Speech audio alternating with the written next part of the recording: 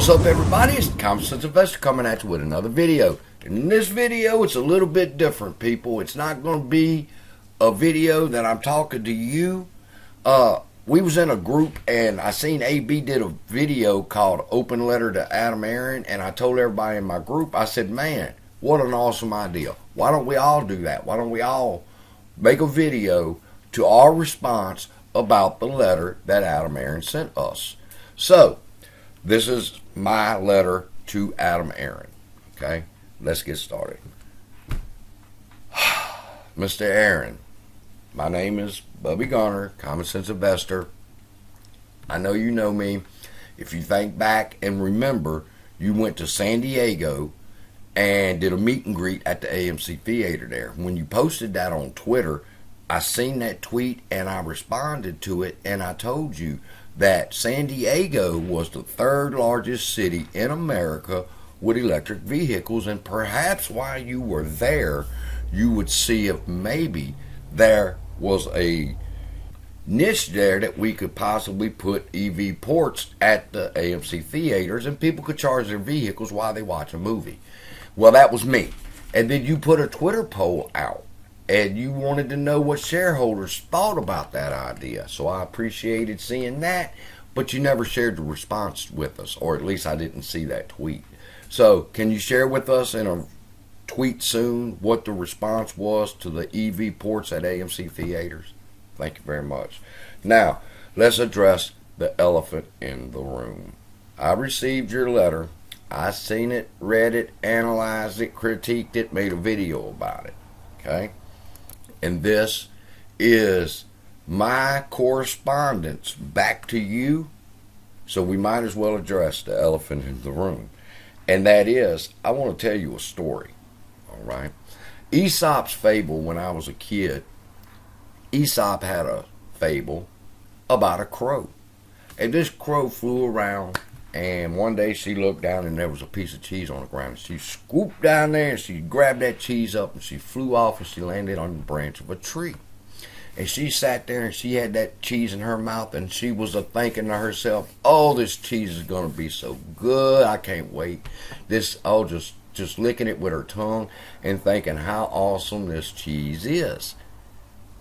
Well, fox comes in, and the fox looks up and he sees the crow with the cheese in its mouth, and he wants the cheese. He wants that crow's cheese, and he's determined to get it. And he stops and he thinks and he's wondering, and he tells the crow, oh, Mrs. Crow, you are the sweetest thing in the world. Look how beautiful you are sitting up there on that branch. The sun shining on your silky black feathers. I bet you have a beautiful voice. Let me hear you sing. And because of the flattery from the fox, the crow opens her mouth to sing, drops the cheese. The fox scoops it up and runs away. Moral of the story there was, don't fall for flattery. But when I was a kid, I asked my grandma, I said, what happened to the crow? And she's like, what do you mean what happened to the crow? That's the end of the story. I said, no, the crow lost the cheese. Did the crow go hungry? Did the crow find something else to eat? Did the crow fly out the fucking tree, land on the fox's head and poke his fucking eyes out? I mean, what happened to the crow? Did it starve to death? Did it matter to the fox what would happen to the crow after it took its meal? No. My grandma was really amazed. She's like, hell, I don't know what happened to the damn crow. But I never forgot that story. He that have ears to hear, let him hear. Sir, retail investors are that crow. All right? And we had one hope, one belief, one faith. And we stood side by side with you. We held that cheese in our mouth. We was determined we wasn't going to let it go until we caused those that were trying to destroy our company fail. Then along come a fox. And the fox looks at retail and it starts telling retail, oh, you're so beautiful. Oh, you're so magnificent. We love you so much. Why don't you give us just a little bit more? And before the next thing you knew, retail lost its cheese, and a lot of us have sold off. And the dream that they once had is shattered.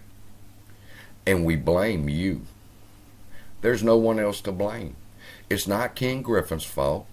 It's not Gary Gensler's fault. You're the one at the helm of this ship. Now, you keep talking about you want to raise equity capital. So let's talk about that. Here's what you need to do, sir. If you want to gain the trust and the love of retail again, then you need to start acting like it and stepping up and acting like the silverback that a lot of them still think that you are. And the way that you can do that is to take the reverse stock split and the conversion off the table, bring this up for a new vote at the annual meeting very soon, where we will vote to increase the float of AMC $25 million through a rights offering to the shareholders. If you need to raise capital, then you can raise capital through that means. If you take the reverse stock split and conversion off the table, for now, until we can figure out what to do about this mess, then we will okay a $25 million increase in the AMC float voted by AMC shareholders only, and that float can be increased through a rights offering to the shareholders. Now, I believe almost everybody can get on board with that. All right? We can deal with the ape situation and the conversion situation at a later time, sir.